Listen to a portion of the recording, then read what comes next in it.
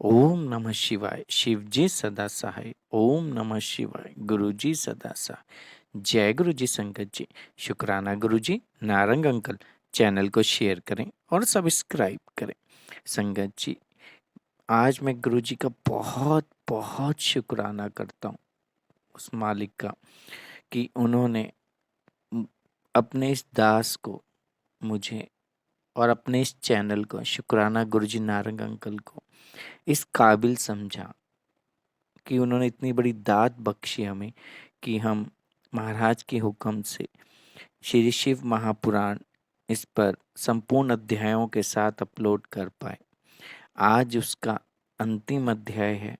आज इतने बड़े यज्ञ की पूर्ण आहुति है और ये सारा संभव हो पाया गुरु महाराज की कृपा और आज्ञा से कि उन्होंने लीना जैन आंटी जी को इस काम के लिए माध्यम बनाया, जिन्होंने अपनी सारी जिम्मेदारियों को निभाते हुए इतने अप्स एंड डाउन्स वो खुद आपके साथ शेयर करेंगी एंड में, उन सब से बाहर निकलते हुए इस सेवा को निरंतर जारी रखा। नियर अबाउट ये सेवा लगभग कंटिन्यू 6 महीने से चल रही है। आज उसका 182वां अध्याय है और आज ये पूरी शिव पुराण वायव्य संहिता उत्तराखंड के 41वें अध्याय के साथ संपूर्ण हो जाएगी। ये श्री शिव महापुराण विराम ले लेगी। मैं महाराज का और लीना जैन आंटी जी का तहे दिल से शुक्राना करता हूँ कि उन्होंने इस कार्य में, इस यज्ञ के अंदर अपना योगदान दिया और इस यज्ञ की आज पूर्ण आहुति है। मैं आप सबका शुक्राना करता हूँ, पूरी दुनिया की संगत का, जिन्होंने इतने बड़े यज्ञ में हमारा साथ दिया। चलिए प्रारंभ करते हैं आज का अंतिम अध्याय, वायव्य संहिता उत्तराखंड 41वां अध्याय। जय गुरु जी। शुक्राना गुरु जी। जय गुरु जी संगत जी। गुरु जी महाराज की अनंतम कृपा और आशीर्वाद से आज हम श्री शिव महापुराण की वायव्य संहिता उत्तराखंड के अंतिम अध्याय 41वें अध्याय की वांचना प्रारंभ करने जा रहे हैं। ओम नमः शिवाय। शिवजी सदा सहाय। ओम नमः शिवाय। गुरु जी सदा सहाय। मेरुगिरी के स्कंद सरोवर के तट पर मुनियों का सनत कुमार जी से मिलना, भगवान नंदी का वहां आना और दृष्टिपात मात्र से पाश छेदन एवं ज्ञान योग का उपदेश करके चला जाना, शिव पुराण की महिमा तथा ग्रंथ का उपसंहार। सूत जी कहते हैं, वहां मेरु पर्वत पर सागर के समान एक विशाल सरोवर है जिसका नाम स्कंद सर है। उसका जल अमृत के समान स्वादिष्ट, शीतल, स्वच्छ, अगाध और हल्का है। वह सरोवर सब ओर से स्फटिक मणि के शिलाखंडों द्वारा संगठित हुआ है। उसके चारों ओर सभी ऋतुओं में खिलने वाले फूलों से भरे हुए वृक्ष उसे आच्छादित किए रहते हैं। उस सरोवर में सेवार, उत्पल, कमल और कुमुद के पुष्प तारों के समान शोभा पाते हैं और तरंगे बादलों के समान उठती रहती हैं, जिससे जान पड़ता है कि आकाश ही भूमि पर उतर आया है। वहां सुखपूर्वक उतरने चढ़ने के लिए सुंदर घाट और सीढ़ियां हैं। वहां की भूमि नीली शिलाओं से आबद्ध है। आठों दिशाओं की ओर से वह सरोवर बड़ी शोभा पाता है। वहां बहुत से लोग नहाने के लिए उतरते हैं और कितने ही नहाकर निकलते रहते हैं। स्नान करके श्वेत यज्ञोपवीत और उज्जवल कौपीन धारण किए, वल्कल पहने, सिर पर जटा अथवा शिखा रखाए या मोड़ मुड़ाए, ललाट में त्रिपुंड लगाए, वैराग्य से विमल एवं मुस्कुराते मुख वाले बहुत से मुनि कुमार घड़ों में, कमलिनी के पत्तों के दोनों में, सुंदर कलशों में, कमंडलुओं में तथा वैसे ही करकों अर्थात कर्मों आदि में अपने लिए, दूसरों के लिए, विशेषतः देव पूजा के लिए वहां से नित्य जल और फूल ले जाते हैं। वहां इष्ट और शिष्ट पुरुष जल में स्नान करते देखे जाते हैं। उस सरोवर के किनारे की शिलाओं पर तिल, अक्षत, फूल और छोड़े हुए पवित्र दृष्टिगोचर होते हैं। वहां स्थान स्थान पर अनेक प्रकार की पुष्प बलि आदि दी जाती है। कुछ लोग सूर्य को अर्घ्य देते हैं और कुछ लोग वेदी पर बैठकर पूजन आदि करते हैं। उस सरोवर के उत्तर तट पर एक कल्प वृक्ष के नीचे हीरे की शिला से बनी हुई वेदी पर कोमल मृग चर्म बिछाकर सदा बाल रूपधारी सनत कुमार जी बैठे थे। वे अपनी अविचल समाधि से उसी समय उपरत हुए थे। उस समय बहुत से ऋषि मुनि उनकी सेवा में बैठे थे और योगीश्वर भी उनकी पूजा करते थे। नैमिषारण्य के मुनियों ने वहां सनत कुमार जी का दर्शन किया, उनके चरणों में मस्तक झुकाया और उनके आसपास बैठ गए। सनत कुमार जी के पूछने पर उन ऋषियों ने उनसे ज्यों ही अपने आगमन का कारण बताना आरंभ किया, त्यों ही आकाश में दुंदुभियों का तुमुल नाद सुनाई दिया। उसी समय सूर्य के समान तेजस्वी एक विमान दृष्टिगोचर हुआ, जो असंख्य गणेश्वरों द्वारा चारों ओर से घिरा हुआ था। उसमें अप्सराएं और रुद्र कन्याएं भी थीं। वहां मृदंग, ढोल और वीणा की ध्वनि गूंज रही थी। उस विमान में विचित्र रत्न जटित चंदोवा तना था और मोतियों की लड़ियां उसकी शोभा बढ़ा रही थी। बहुत से मुनि, सिद्ध, गंधर्व, यक्ष, चारण और किन्नर नाचते गाते और बाजे बजाते हुए उस विमान को सब ओर से घेर कर चल रहे थे। उसमें वृषभ चिन्ह से युक्त और मूंगे के दंड से विभूषित ध्वजा पताका फहरा रही थी, जो उसके गोपुर की शोभा बढ़ाती थी। उस विमान के मध्य भाग में दो चवरों के बीच चंद्रमा के समान उज्जवल मणिमय दंड वाले शुद्ध छत्र के नीचे दिव्य सिंहासन पर शिलाद पुत्र नंदी देवी सुयशा के साथ बैठे थे। वे अपनी कांति से, शरीर से और तथा तीनों नेत्रों से बड़ी शोभा पा रहे थे।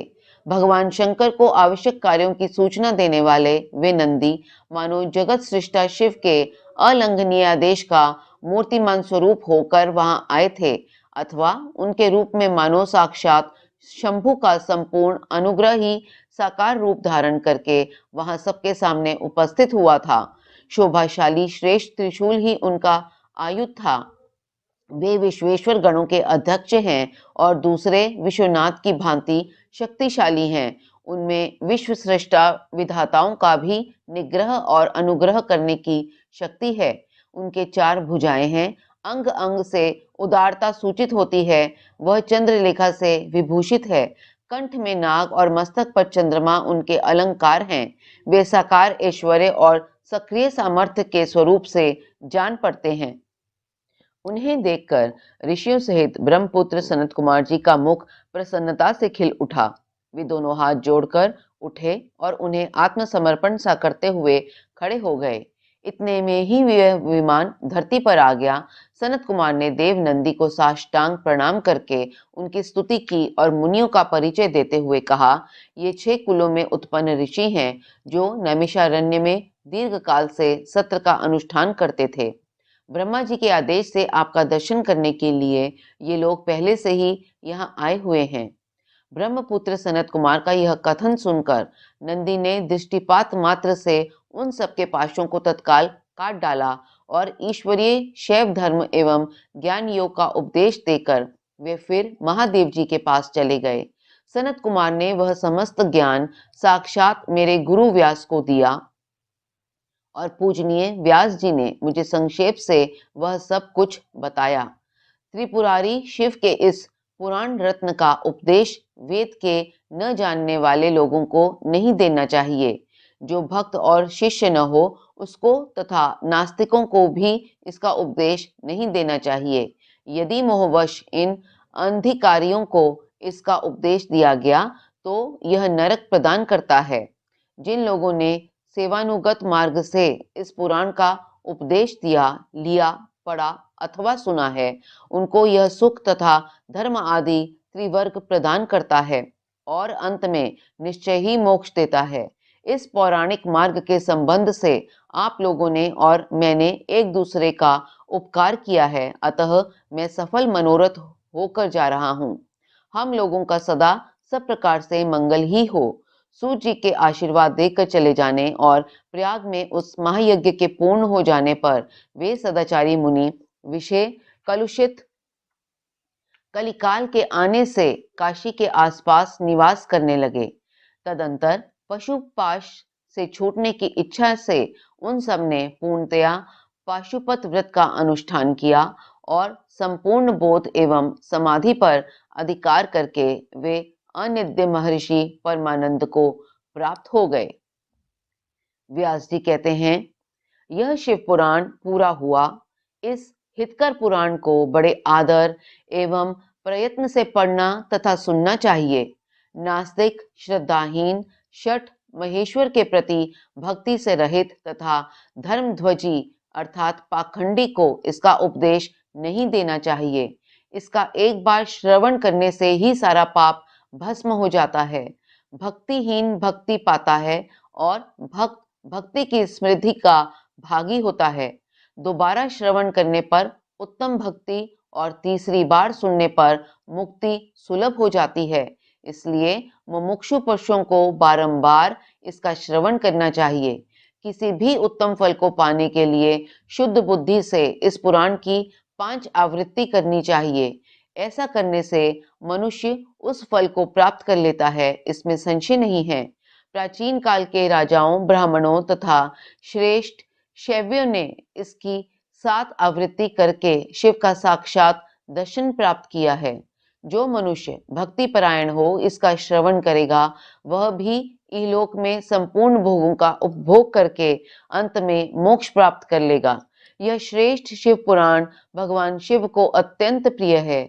यह वेद के तुल्य माननीय, भोग और मोक्ष देने वाला तथा भक्ति भाव को बढ़ाने वाला है। अपने प्रथम गणों, दोनों पुत्रों तथा देवी पार्वती जी के साथ भगवान शंकर इस पुराण के वक्ता और श्रोता का सदा कल्याण करें। संगत जी, इसके साथ ही श्री शिव महापुराण की वायव्य संहिता संपूर्ण हुई। शुक्राना गुरुजी महाराज का। गुरुजी, संपूर्ण वाचना में मेरे द्वारा जो त्रुटियां हुई हैं पठन, श्रवण या समझने में, तो उन सब भूलों के लिए मैं क्षमा प्रार्थी हूँ। गुरुजी, आपकी लीलाओं का वर्णन हम अपने मुखारबिंद से करने योग्य नहीं, पर आपका प्रेम और आपकी करनी जब समझ में आने लगती है तो हृदय गदगद हो जाता है कि हमें महाशिव ने चुन लिया। ईश्वर स्वयं गुरु रूप में सारथी बनकर आया है और हमें संसार सागर के दावानल से पार लगाने में अग्रसर है। संगत जी, मेरी बेटी पलक जो पिछले 12.5 वर्षों से अस्वस्थता के कारण बिस्तर पर थी, गुरुजी ने उसके लिए शिव पुराण की ब्लेसिंग आगरा मंदिर में बुलाकर दी। फिर संजीव नारंग अंकल जी को निमित्त बनाकर शिव पुराण के पठन का अवसर दिया ताकि गुरुजी की बिटिया पलक के कानों में वह पड़े। और संगत जी, गुरुजी महाराज ने उसे 17 जनवरी को अपनी गोद में ले लिया और उसके कष्टों एवं पाप कर्मों का अंत करके अपने श्री चरणों में स्थान दिया। शुक्राना गुरुजी, हमें ऐसे ही अपने से जोड़े रखना, हमारा हाथ पकड़े रखना, सेवा सिमरन हमारी झोली में डालते रहना। आपका श्वास श्वास शुक्राना, रोम रोम शुक्राना, अनंतम अनंतम अनंतम शुक्राना। ओम नमः शिवाय, शिवजी सदा सहाय। ओम नमः शिवाय, गुरुजी सदा सहाय। ओम नमः शिवाय, शिवजी सदा सहाय। ओम नमः शिवाय, गुरुजी सदा सहाय। ओम नमः शिवाय, शिवजी सदा सहाय। ओम नमः शिवाय, गुरुजी सदा सहाय। ओम नमः शिवाय, शिवजी सदा सहाय। ओम नमः शिवाय, गुरुजी सदा सहाय। ओम नमः शिवाय, शिवजी सदा सहाय। ओम नमः शिवाय, गुरुजी सदा सहाय। ओम नमः शिवाय, शिवजी सदा सहाय। ओम नमः शिवाय, गुरुजी सदा सहाय। ओम नमः शिवाय, शिवजी सदा सहाय। ओम नमः शिवाय, गुरुजी सदा सहाय। जय गुरुजी, शुक्राना गुरुजी।